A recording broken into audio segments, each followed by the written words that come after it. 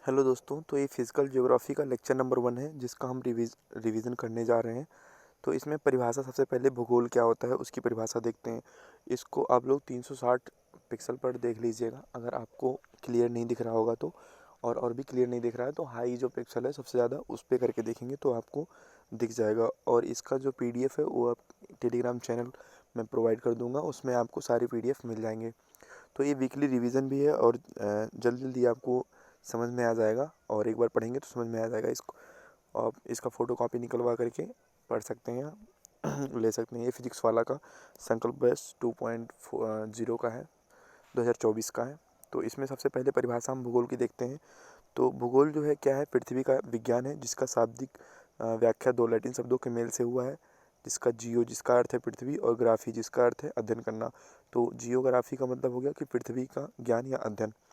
तो अर्थात जो है पृथ्वी की ज्ञान या अध्ययन से संबंधित विषय वस्तु को ही भूगोल कहा जाता है। परंतु वर्तमान में इसे मानवोपयोगी विषय के रूप में देखते हुए परिभाषित किया गया है कि मानव एवं भौतिक प्रकृति के मध्य के अंतर संबंधों के अध्ययन के विषय को भूगोल कहा जाता है। क्योंकि भौतिक प्रक्रिया से मानव मानव की प्रक्रिया होती है, भौतिक प्रकृति से मानव प्रक्रिया और ये चक्र चलता रहता है। तो इन दोनों के बीच अंतर संबंधों को क्या कहा जाता है, भूगोल कहा जाता है। मानव और भौतिक प्रकृति के मध्य अंतर संबंधों के अध्ययन को भूगोल कहा जाता है। पाठ्यक्रम में भौतिक भूगोल है और मानव भूगोल है, जिसमें अभी हम फिजिकल ज्योग्राफी के बारे में पढ़ने वाले हैं। फिजिकल ज्योग्राफी में हम लोग पढ़ेंगे ब्रह्मांड विज्ञान के बारे में, स्थल मंडल, वायुमंडल, जलमंडल, जीवमंडल के बारे में। जीवमंडल में आपका जैव भूगोल के अंतर्गत आता है, जलमंडल जो है आपका समुद्र विज्ञान के अंतर्गत आता है, और जो आपका वायुमंडल है वो जलवायु विज्ञान के अंतर्गत आता है, क्लाइमेटोलॉजी। स्थल मंडल जो आता है लिथोस्फीयर, भूआकृति विज्ञान के अंतर्गत आता है, और ब्रह्मांड विज्ञान अंतरिक्ष विज्ञान के अंतर्गत आता है। तो ये 5 जो ब्रह्मांड विज्ञान, स्थल मंडल, वायुमंडल, ये सारे को अलग अलग करके हम लोग पढ़ेंगे। तो अभी हमने फिजिकल ज्योग्राफी में क्या क्या पढ़ना है उसका रिव्यू दे दिया है। मानव भूगोल में क्या क्या पढ़ना है, प्राथमिक आर्थिक क्रिया, द्वितीयक आर्थिक क्रिया और तृतीयक आर्थिक क्रिया, जिसमें प्राथमिक आर्थिक क्रिया में आखेट, संग्रहण और पशुचारण, कृषि इत्यादि आते हैं। द्वितीयक में उद्योग एवं विनिर्माण आता है, और सेवा क्षेत्र, परिवहन और व्यापार आते हैं। उसके बाद है लेक्चर नंबर 2, जो कि देखो सैटरडे संडे ऑफ रहता है तो 5 क्लास होती हैं, 5 क्लास की रिवाइज हम करा रहे हैं। ब्रह्मांड की उत्पत्ति कैसे हुई है, जो ब्रह्मांड है, ओरिजिन ऑफ द यूनिवर्स, ब्रह्मांड की उत्पत्ति कैसे हुई उसके बारे में। तो पृथ्वी सहित अनंत दूरी तक, पृथ्वी को लेकर के अनंत दूरी तक, मतलब जिसकी दूरी की कोई सीमा नहीं है, वहाँ तक विस्तृत जितने भी अंतरिक्ष का वह समस्त भाग है, जिसमें क्या क्या आते हैं, खगोलीय पिंड जैसे आकाशगंगाएं, तारे, ग्रह, उपग्रह, ऊर्जा, दृश्य तथा अदृश्य पदार्थ के साथ साथ स्वयं अंतरिक्ष एवं समय भी उपस्थित होता है, उसे ब्रह्मांड कहा जाता है। ब्रह्मांड के तो 2 भाग होते हैं। प्रथम भाग होता है दृश्य ब्रह्मांड, ऑब्जर्वेबल यूनिवर्स, जिसकी दूरी लगभग 93 अरब प्रकाश वर्ष मानी गई है, और 93 अरब प्रकाश वर्ष से दूर की दूरी जो होती है उसे अदृश्य ब्रह्मांड, जिसको कि अभी देखा नहीं गया है, अर्थात दृश्य ब्रह्मांड से परे, मतलब ये दृश्य ब्रह्मांड से परे उपस्थित भाग को अदृश्य ब्रह्मांड कहते हैं। तो इसको मैं पढ़ करके सुना दे रहा हूँ, जहाँ पे आपको कन्फ्यूज़न होगा आप कमेंट करके पूछ सकते हैं, तो उसको मैं फिर आपको क्लियर कर दूंगा। वैसे एक बार पढ़ने से वैसे समझ में आ जा रहा है। अंतरिक्ष में क्या होता है, अंतरिक्ष होता है समान अर्थों में 2 खगोलीय पिंडों के मध्य उपस्थित खाली क्षेत्र। मान लिया एक पिंडे हो गया, एक पिंडे हो गया, तो इसमें जो खाली क्षेत्र बने हैं उसे अंतरिक्ष कहा जाता है, जहाँ पे निर्वात की स्थिति पाई जाती है। लेकिन अभी हाल ही में वैज्ञानिकों ने क्या प्रयोग किया कि इनके बीच में पूर्ण निर्वात नहीं होता है, मतलब पूर्ण रूप से एब्सोल्यूट जीरो नहीं होता है इनका जो अंतरिक्ष है, बल्कि इसमें कुछ हाइड्रोजन या हीलियम जैसे प्लाज्मा आदि अवस्था में प्लाज्मा आदि अवस्था में पाए जाते हैं यहाँ पे। तो सभी को ज्ञात हो चूंकि सभी ब्रह्मांडीय पिंड अंतरिक्ष में उपस्थित हैं, इसलिए ब्रह्मांड का अध्ययन अंतरिक्ष विज्ञान कहलाता है। तो जो हम ब्रह्मांड का अध्ययन करते हैं वो अंतरिक्ष विज्ञान के अंतर्गत करते हैं। अंतरिक्ष कितने प्रकार के होते हैं, उसमें सबसे पहले देखते हैं जियोस्पेस, पार्थिव अंतरिक्ष। पार्थिव अंतरिक्ष मतलब होता है पृथ्वी से लेकर के उसके वायुमंडल के 100 किलोमीटर तक की दूरी के बीच जो निर्वात का क्षेत्र होता है उसे पार्थिव अंतरिक्ष कहते हैं। तो यहाँ पे आपको चित्र बनाया, चित्र के माध्यम से आप समझ सकते हैं।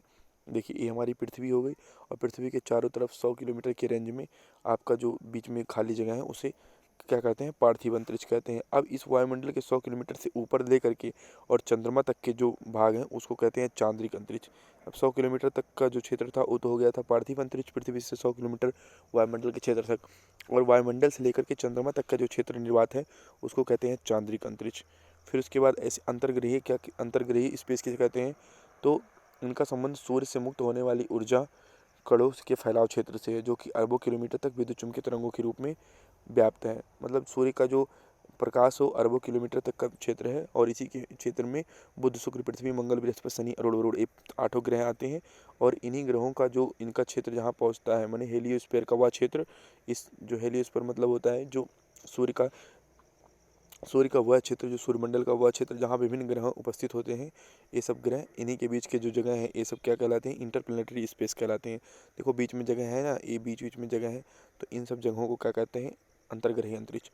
फिर इंटरस्टेलर स्पेस, अंतर तारक अंतरिक्ष, तो दो तारों के मध्य का क्षेत्र कहलाता है अंतरिक्ष क्षेत्र, इंटरस्टेलर अंतर तारक अंतरिक्ष। इंटरगैलेक्टिक, अंतर निहारिका अंतरिक्ष, दो आकाशगंगाओं के मध्य का अंतरिक्ष क्षेत्र। अब इसका जो है ओरिजिन ऑफ द यूनिवर्स, जो है ब्रह्मांड की उत्पत्ति का संबंध, सबसे मेन जो सिद्धांत है वो बिग बैंग थ्योरी है, महाविस्फोट का सिद्धांत। तो ये पृष्ठभूमि कैसे बनी, तो 1920 में एडविन हब्बल महोदय ने अपने टेलीस्कोप के माध्यम से प्रेक्षण किया कि जो विभिन्न आकाशीय पिंड हैं वो समय के साथ एक दूसरे से दूर जा रहे हैं। मतलब कि जैसे जैसे समय बढ़ आगे जा रहा है उसी के अनुसार जो ब्रह्मांड है वो धीरे धीरे आगे मतलब बढ़ रहे हैं, दूरी जो उनकी बीच की दूरी बढ़ रही है। जैसे पहले यहाँ थे तो बाद में कुछ सालों बाद या कुछ समय बाद यहाँ हो गए, फिर और सालों बाद और यहाँ हो गए, मतलब दूरी बढ़ रही है। फिर डापलर का सिद्धांत भी कहता है, डापलर का रेट सिद्धांत कहता है कि जब दो चमकते हुए तारे समय के साथ क्या होते हैं, लालिमा की तरफ जाते हैं, अर्थात इनके मध्य की दूरी बढ़ती जाती है। फिर थॉमस गोल्ड ने क्या कहा कि जब जो विस्तृत हो रहे हैं, जैसे मान लिया एक आकाशगंगा समय के साथ दूर होती जा रही है, तो एक समय ऐसा था जब ज़्यादा दूर रहती है तो इसके बीच में एक और आकाशगंगा उपस्थित होती है। तो इसका समर्थन पैट्रिक हॉयल ने भी किया था। तो इसको पढ़ देते हैं। थॉमस गोल्ड, हरमन बोंडी ने लगातार विस्तृत हो रहे ब्रह्मांडीय अंतरिक्ष में एक नए खगोलीय पिंड या आकाशगंगा की उत्पत्ति की बात कही, जिसका समर्थन पैट्रिक हॉयल महोदय द्वारा की गई थी। तो इसकी सिद्धांत क्या कहता है, ब्रह्मांड की उत्पत्ति का सबसे प्रामाणिक सिद्धांत जॉर्ज लेमेट्रे द्वारा प्रस्तुत किया गया महाविस्फोट सिद्धांत है। इसके अनुसार आज के ब्रह्मांड का संपूर्ण पदार्थ, जो आज का ब्रह्मांड है इसका संपूर्ण पदार्थ 13.7 अरब वर्ष पूर्व क्या था, एकल बिंदु मतलब एक जगह ही इकट्ठा था, जिसका द्रव्यमान बहुत ज़्यादा, जिसका तापमान बहुत ज़्यादा, आकर्षण सबसे ज़्यादा था, और इसे कहते थे विलक्षणता का बिंदु या सिंगुलैरिटी कहा जाता था। तो अचानक से क्या हुआ, सिंगुलैरिटी में विस्फोट हुआ और जिससे तारे आकाशगंगाओं की उत्पत्ति हुई, और ब्रह्मांड में व्याप्त लगभग 2 खरब आकाशगंगाओं में से एक हमारी आकाशगंगा मंदाकिनी हुई। और मंदाकिनी में सूर्य जो था, सूर्य के अंतर्गत सौर तंत्र, और सौर तंत्र में ही एक ग्रह के रूप में हमारी पृथ्वी। इस प्रकार ब्रह्मांड की उत्पत्ति की व्याख्या के साथ पृथ्वी की उत्पत्ति की व्याख्या की जा सकती है। और ये जो है 13.7 अरब वर्ष पहले के बाद जो था 38,000 वर्ष तक क्या था, ये हमारा डार्क टाइम था। इस समय क्या था, प्रकाश अनुपस्थित था।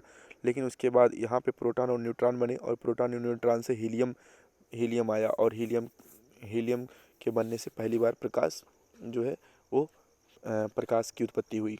तो सिंगुलैरिटी जो है सर्वोच्च घनत्व, सर्वोच्च तापमान, सर्वोच्च आकर सकती है।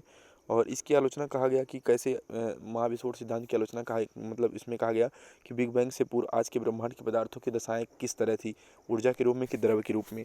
फिर सिंगुलैरिटी में बिग बैंग क्यों हुआ, इसका भी अभी तक प्रमाण नहीं मिल पाया, और क्या कोई नए बिग बैंग होने वाला है। और तीसरा चौथा है, बिग बैंग के उपरांत ब्रह्मांड में फैले जो आरंभिक पदार्थ हों किस अवस्था में थे। और एलन गुथ का दोलन सिद्धांत कहता है कि जब ब्रह्मांड का विस्तार हो रहा है तो उसका संकुचन भी होगा, मतलब कुछ समय तक अभी तक विस्तार हो रहा है, लेकिन ऐसा एक समय आएगा कि जो है इसमें आकर्षण भी होगा, संकुचन भी होगा। तो इस तरह से इन्होंने दोलन सिद्धांत दिया।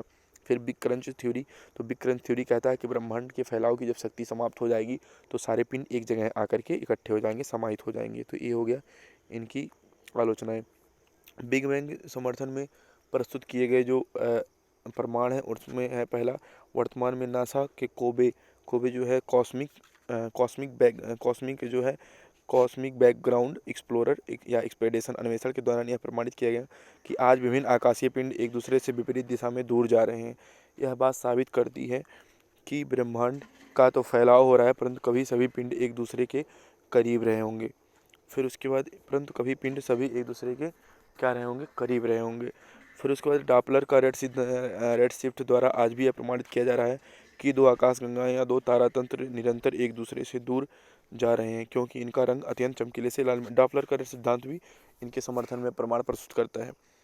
और ये जो है मैंने इसमें चित्र बनाया है कि जब बहुत सारे आकाशगंगाएं रहते हैं तो सुपर क्लस्टर ऑफ गैलेक्सी कहते हैं। जब बहुत सारे आकाशगंगाएं पास पास रहते हैं, एक आकाशगंगा यहाँ एक आकाशगंगा यहाँ, तो इनको सुपर क्लस्टर ऑफ गैलेक्सी कहते हैं। जैसे मंदाकिनी के पास कौन सा, एंड्रोमेडा है, और M33 है। आकाशगंगा किसे कहते हैं, तो सुदूर अंतरिक्ष में दिखाई देने वाले असंख्य तारों के समूह को आकाशगंगा कहा जाता है। मतलब अंतरिक्ष में एक तारों का समूह होता है, बहुत सारे तारे होते हैं, और उन तारों के समूह को आकाशगंगा कहा जाता है। और खरबों अरबों आकाशगंगाएं हैं। आकाशगंगाओं में तारा के तंत्र के अलावा ब्रह्मांडीय धूलकण, ऊर्जाकण तथा अदृश्य पदार्थ भी उपस्थित होते हैं। आकाशगंगाएं 3 प्रकार की होती हैं: दीर्घवृत्तीय, इलिप्टिकल, सर्पिलाकार, स्पाइरल, अनियमित, इरेगुलर। तो इसमें हमारी आकाशगंगा जो है वो सर्पिलाकार है, मैंने डिस्क की भांति। देखो ये हमारी आकाशगंगा इधर है, जिसका चित्र मैंने यहाँ पे बनाया हुआ है। और इनमें से हमारी आकाशगंगा मंदाकिनी कहलाती है, जो कि सर्पिलाकार डिस्क की भांति होती है। चूँकि हमारी आकाशगंगा के एक किनारे से दूसरे छोर तक एक चमकीला दुधिया प्रकाश आकाशीय नदी की भांति दिखाई देता है, इसलिए इसे मिल्की वे या दुग्ध मेखला भी कहते हैं। हमारी मंदाकिनी में 3 स्पाइरल रोटेटिंग सर्पिलाकार घूर्णित पट्टियाँ होती हैं, जिसमें ओल्ड स्टार होते हैं, पुराने तारे, यंग स्टार होते हैं, भ्रूणित तारे होते हैं। 3 तरह के तारे होते हैं। तो केंद्रीय मेखला में जो केंद्र में रहता है, यहाँ पे जैसे मान लिया ये हमारा हो गया सर्पिलाकार डिस्क हो गया हमारा, ये हो गया हमारा आकाशगंगा। तो इसमें जो केंद्र में है, इसमें ओल्ड स्टार रहते हैं, माने ओल्ड स्टार माने वृद्ध तारे। और बीच वाले में रहते हैं इम्ब्रॉय स्टार, मतलब बीच वाले में यंग स्टार रहते हैं। और सबसे किनारे पे रहते हैं इम्ब्रॉय स्टार, नवजात तारे, जो अभी जो है धीरे धीरे इनकी एज बढ़ रही है। तो इसको पढ़ लेते हैं। केंद्रीय मेखला में पुराने तारे रहते हैं, बीच में पुराने तारे रहते हैं जो कि अपनी मृत्यु की ओर बढ़ रहे हैं। और मध्यवर्ती मेखला में यंग स्टार रहते हैं, जैसे हमारा सूर्य। तो सूर्य क्या होता है, केंद्रीय मेखला में धीरे धीरे जा रहा है, मतलब अपनी मृत्यु की तरफ जा रहा है। और बाहरी मेखला में क्या कहते हैं, भ्रूण तारे, जो अभी नवजात हैं, बच्चे हैं, अर्थात ये तारा बनने की प्रक्रिया से गुजर रहे हैं। तो सूर्य अपने स्थान पर घूर्णन करता हुआ आकाशगंगा के केंद्र की परिक्रमा भी करता है। और यह परिक्रमा लगभग 250 मिलियन वर्षों में एक बार की जाती है, जिसे एक खगोलीय वर्ष के नाम से जाना जाता है। जैसे जैसे तारों की आयु बढ़ती जाती है, वह आकाशगंगा के केंद्र की तरफ स्थानांतरित होते रहते हैं। और अचानक एक बार बहुत जब समय बीत जाता है, तो एक तारे जो हैं, जो केंद्र में रहते हैं, वो ख़त्म हो जाते हैं। फिर तारा क्या है, वह अभी आकाशीय पिंड जिसमें स्वयं की ऊर्जा तथा प्रकाश प्राप्त होता है, उसे तारा कहते हैं। इस हमारे ब्रह्मांड एवं आकाशगंगा में असंख्य तारे उपस्थित हैं, जिसमें सूर्य भी एक तारा है। सूर्य के 3 भाग होते हैं। सबसे पहले तो ऊपर के भाग सन इंटीरियर, जो आंतरिक भाग है, उसमें core radiative zone, convective zone होता है। और सन एटमॉस्फेयर, जो जिसमें फोटोस्फीयर, क्रोमोस्फीयर और कोरोना होता है। सूर्य की आंतरिक संरचना जो कॉन्सेंट्रिक रिंग होता है, सन केंद्रीय मेखलाओं के रूप में होती है, जिसे 2 वर्गों में विभाजित किया जाता है: आंतरिक भाग, बाह्यमंडलीय भाग। तो आंतरिक भाग में मैंने बताया था कोर, विकिरण मंडल, संवहन मंडल। कोर क्या होता है, तो कोर में क्या होता है कि यहाँ नाभिकीय संलयन न्यूक्लियर के उपरांत निर्मित हीलियम की सघनता पाई जाती है। विकिरण मंडल में यहाँ सूर्य के आंतरिक भाग से मुक्त होने वाली ऊर्जा पाई जाती है। और संवहन मंडल में बाहरी और आंतरिक सतहों के मध्य ऊर्जा का आदान प्रदान होता है। और सौर वायुमंडल में जो बाहर के स्रोत हैं, उसमें फोटोस्फीयर, प्रकाश मंडल में सूर्य सबसे चमकीला होता है। वर्णमंडल में यह पृथ्वी से देखने पर भोर संध्या में लालिमा दिखाई देता है। वर्णमंडल में कलर होता है ना, तो सुबह और शाम में लालिमा की तरह दिखाई देता है। किरीट मंडल में कोरोना जिसे बोलते हैं, ये सूर्य की सबसे बाहरी सतह है और सूर्य ऊर्जा और ज्वालाओं के रूप में बाहर निकल रहा होता है। यही सौर ऊर्जा हमें इलेक्ट्रोमैग्नेटिक विद्युत चुम्बकीय तरंग के रूप में प्राप्त होती है। विद्युत चुम्बकीय तरंग की औचित्य आवश्यकता क्या होती है, तो जो सूर्य से आती है, सूर्य में अपार ऊर्जा होती है, तो ऊर्जा होने ज़्यादा होने से तरंग दैर्ध्य जो होता है कम होता है, तो कम वेवलेंथ के साथ नीचे आती है सूर्य की ऊर्जा। तो सूर्य से मुक्त होने वाली ऊर्जा पृथ्वी सतह तक लगभग जो है 8 मिनट 20 सेकंड में पहुंचती है। इसे विद्युत चुम्बकीय तरंग या लघु तरंग विकिरण के नाम से जाना जाता है। और देखो यहाँ पे मैंने लिखा है सूर्य की ऊर्जा ज़्यादा है, तो इसलिए तरंग दैर्ध्य कम है, क्योंकि ई जो होता है इनडायरेक्टली प्रोपोर्शनल टू लैम्डा होता है, 1/λ। सूर्य से मुक्त होने वाली ऊर्जा की कुल मात्रा जो पृथ्वी और उसके वायुमंडल को प्राप्त होती है, उसे सूर्यातप कहा जाता है। और इसका मापन वायुमंडल के ऊपरी सतह पर किया जाता है, जिसकी मात्रा 1.94 कैलोरी पर सेंटीमीटर स्क्वायर पर मिनट प्राप्त होती है। ऊर्जा की इस मात्रा को सौर स्थिरांक कहते हैं। तो जो सौर ऊर्जा की सूर्यातप की मात्रा होती है, इसी ऊपरी वायुमंडल पर ही इसकी मात्रा माप ली जाती है और सूर्यातप इसे कहते हैं। और यहाँ पे पर सेंटीमीटर स्क्वायर पर मिनट पे कितना कैलोरी ऊर्जा होती है, 1.94, इसे सौर स्थिरांक भी कहते हैं। और जो रही विजुअल रेंज है, हमारी विजुअल रेंज 4000 एंगस्ट्रॉम से 7000 एंगस्ट्रॉम के बीच है। और विजुअल रेंज से जो सबसे पहले gamma rays, X rays, UVR, ultraviolet rays, और फिर विजिबल, फिर आईआर, एमडब्ल्यू और आरडब्ल्यू। और इधर जाने पर क्या होता है, एनर्जी जो है डिक्रीज होती है और वेवलेंथ बढ़ता है, मतलब रेडियो वेव की वेवलेंथ सबसे ज़्यादा है। फिर इसके बाद है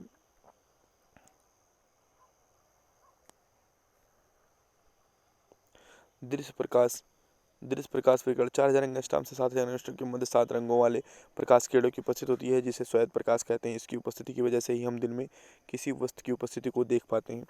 तो हम देखते हैं क्योंकि विजिबल रेस की वजह से इसमें कम तरंगदैर्ध्य से ऊर्जा विकल्प पराबैंगनी किरणों से और अवशोषण ओजोन परत द्वारा कर लिया जाता है। एक्सरेज एवं गामा किरण का अवशोषण परावर्तन एवं आयन मंडल द्वारा हो जाता है। दृश्य प्रकाश में अधिक तरंगदैर्ध्य वाली तरंगे अवरक्त विकिरण सूक्ष्म विकिरण रेडियो तरंग होती हैं। सूर्य प्रकाश की उपस्थिति में तापमान की अनुभूति हमें अवरक्त विकिरणों से होती है। अवरक्त किरणें क्या करती हैं, जब सूर्य प्रकाश उपस्थित रहता है तो तापमान की अनुभूति होती है। और MW तथा RW उपयोग इलेक्ट्रॉनिक्स उपकरणों में किया जाता है। फिर एनर्जी बजट क्या होते हैं, तो एनर्जी बजट होता है कि जितना पृथ्वी पर सूर्य से ऊर्जा आती है उतनी ही वापस चली जाती है। इसी को संतुलन को ऊष्मा बजट कहते हैं।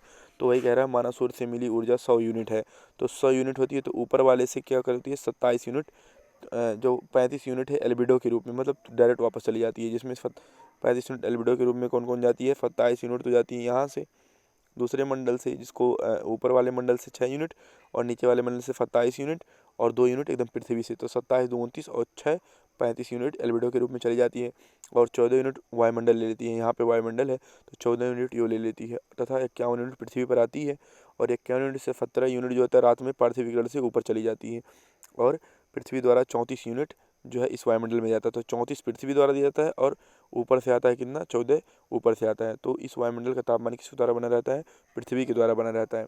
और पृथ्वी से जब तरंगदैर्ध्य जाती है तो क्योंकि पृथ्वी में ऊर्जा, पृथ्वी के ऊपर जाने पर ऊर्जा यहाँ पे कम हो जाती है, तो ऊर्जा कम होती है तो तरंगदैर्ध्य बड़ा हो जाता है। तो इधर से लंबे तरंगदैर्ध्य के रूप में सूर्य से जब आई तो छोटे छोटे तरंगदैर्ध्य के रूप में आई थी ऊर्जा, मतलब प्रकाश की किरण, और इधर से जब जा रही है तो लंबे तरंगदैर्ध्य के रूप में जा रही है। तो इस प्रकार जो होता है 100 यूनिट आई और 100 यूनिट चली गई, तो इसे कहते हैं ऊर्जा संतुलन। अब ग्रीन हाउस इफेक्ट कहते हैं हरित गृह प्रभाव। तो कुछ गैसें ऐसी होती हैं वायुमंडल में, जैसे CO2, CH4, N2, PFC, SF6, CFC, H2O3, ये ऐसी गैसें होती हैं, बहुत लालची होती हैं, मतलब ये तापमान तो ले लेती हैं लेकिन ऊपर नहीं जाने देती। तो इन्हीं गैसों को जैसे जब यहाँ तापमान वायुमंडल में ले लेती हैं, ऊपर नहीं जाने देती, तो क्या होता है, पृथ्वी का तापमान बढ़ने लगता है और इसे ग्रीन हाउस प्रभाव कहते हैं। और इसी से ग्लोबल वार्मिंग भी जन्म लिया है। वैश्विक तापमान, जब वायुमंडल का तापमान जो होता है बढ़ता है तो पृथ्वी पर स्थित जलमंडल, वायुमंडल, इन सब का भी तापमान में वृद्धि होने लगती है। इसी को ग्लोबल वार्मिंग कहते हैं। फिर कुछ क्वेश्चन है जिसमें एक नॉटिकल मील जो होता है, नॉटिकल मील क्या होती है, जलीय स्थलों की दूरी नापने के लिए होती है। एक नॉटिकल मील 1.852 किलोमीटर होता है। और फिर चुंबकीय तूफानों की उत्पत्ति होती है सूर्य की सनमान पेटी से होती है। और एक्सरे गामा रेज का फोटॉन की उत्पत्ति सूर्य के केंद्र से होती है। नाभिकीय संलयन जो होता है हाइड्रोजन से हीलियम बनता है, ये देखो ये रिएक्शन है इसकी।